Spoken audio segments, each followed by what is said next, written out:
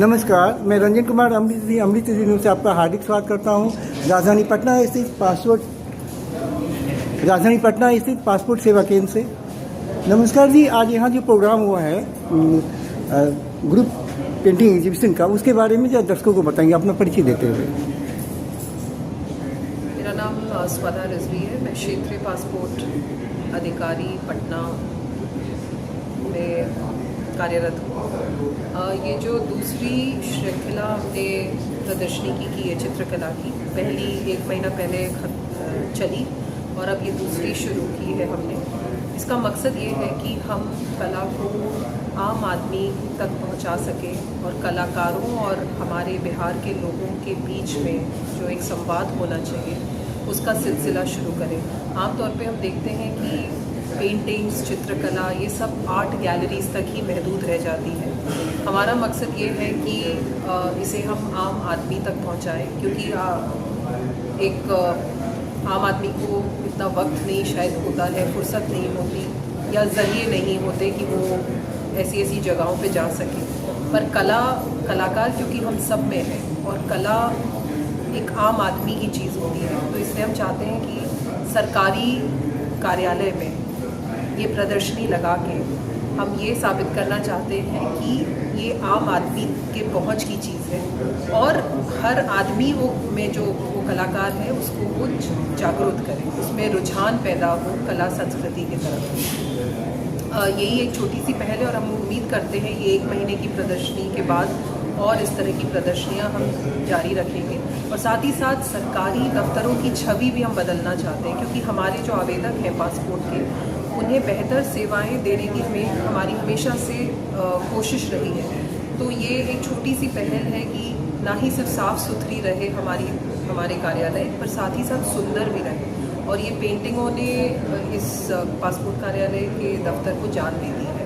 तो यही एक छोटी सी पहल है। मैं उम्मीद करती हूँ कि सबको पसंद, बिहार के हमारे लोगों को पसंद आएगी। इस पहल के लिए आपको हार्दिक बधाई, शुभकामना कि आप इस मिशन में कामयाब हो। एक छोटा सा सवाल, क्या हम ये पेंटिंग एग्जीबिशन से समाज को नई दिशा और विश्व शांति का संदेश दे सकते हैं? जी, निश्चित रूप से।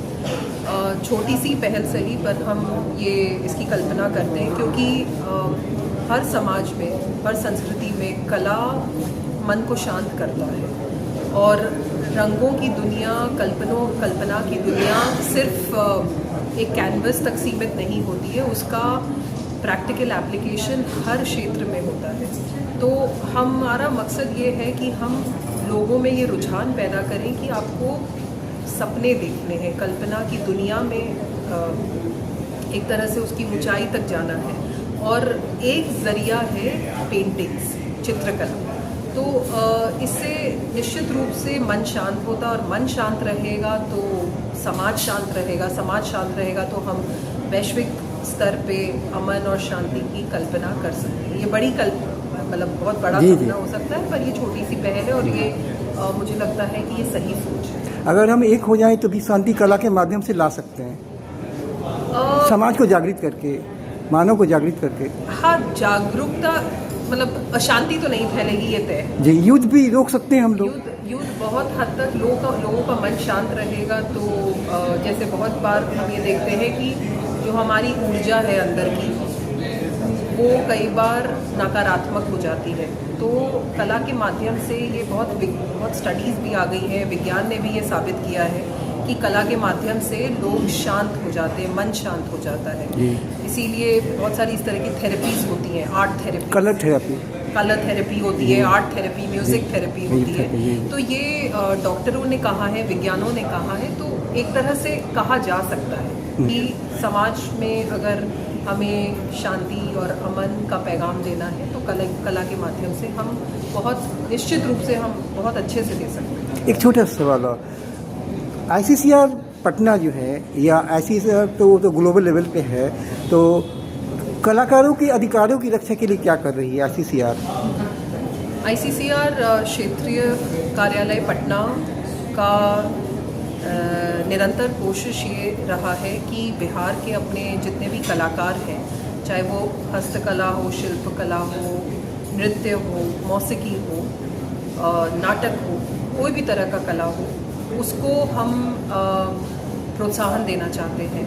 और जैसे कि आपने पासपोर्ट कार्यालय में देखा, ये अनोखी पहल इसी मकसद से ली गई है कि हमारे जो कलाकार हैं उनको भी मंच मिले जी।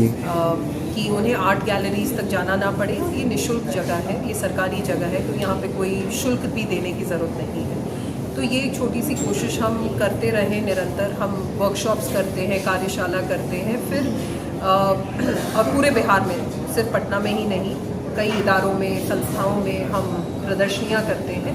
और फिर उसके बाद से हम जो बहुत ही अच्छे होते हैं उनको एक वैश्विक स्तर पे भी मंच देते हैं। उनके नाम हम दिल्ली भेजते हैं और दिल्ली से फिर आगे वो वैश्विक मंच पे अपनी प्रदर्शनी दिखाते हैं। इसके लिए एज लिमिट भी है क्या? नहीं, वैसे कोई उम्र नहीं है। जो सीनियर आर्टिस्ट है वो भी इसमें वो भी जुड़ सकते हैं, अप्लाई कर सकते हैं। अप्लाई मतलब कि वो बस अपना रुझान हमें बताएं कि हाँ, हमें इस चीज़ में दिलचस्पी है, रुझान है, और हम उसमें फिर आगे तय कर सकते हैं कि इसको कैसे आगे काम करना है। बायोडाटा देना पड़ेगा? हाँ, एक तरह से थोड़ा सा अपने काम के बारे में, अपने बारे में बताया जाए तो उससे हमें भी पता रहेगा कि अच्छा आप कौन है, क्या काम करते हैं, और उसके बाद से फिर हम मिलके कुछ साथ कर सकते हैं। जी, बहुत बहुत धन्यवाद।